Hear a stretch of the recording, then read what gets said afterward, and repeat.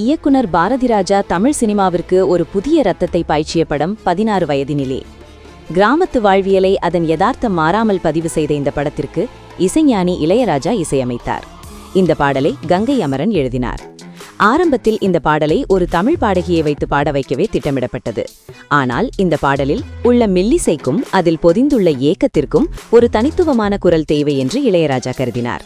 அதன் விளைவாகவே பாலிவுட்டின் புகழ்பெற்ற பாடகி ஆஷா போஸ்லே இந்த பாடலை பாட ஒப்பந்தம் செய்யப்பட்டார். ஆஷா போஸ்லேவின் தமிழ் உச்சரிப்பு சில இடங்களில் வடநாட்டு சாயலில் இருந்தாலும் அதுவே அந்த பாடலுக்கு ஒரு அழகை சேர்த்தது.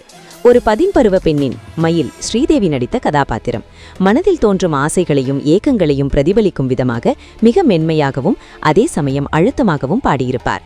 இந்த பாடலின் மிகப்பெரிய வெற்றிக்கு சான்றாக 1978ஆம் ஆண்டு ஆஷா போஸ்லே அவர்களுக்கு சிறந்த பின்னணி பாடகிக்கான தேசிய விருது வழங்கப்பட்டது.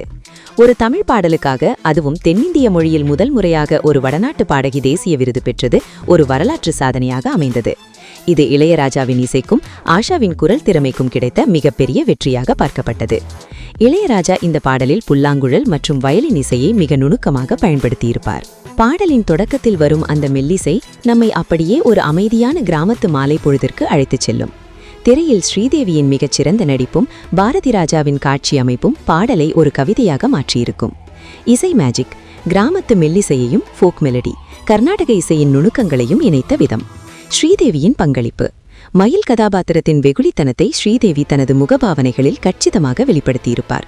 நீடித்த புகழ் பல தசாப்தங்களை கடந்தும் இன்றைய இளம் தலைமுறையினரும் விரும்பி கேட்கும் எவர்கிரீன் பாடலாக இது திகழ்கிறது. செந்தூர பூவை பாடல் வெறும் இசை மட்டுமல்ல, அது ஆஷா போஸ்லே என்ற இசை ஆளுமைக்கும் இளையராஜா எனும் இசை மேதைக்கும் இடையே நிகழ்ந்த ஒரு கலை பரிமாற்றம்.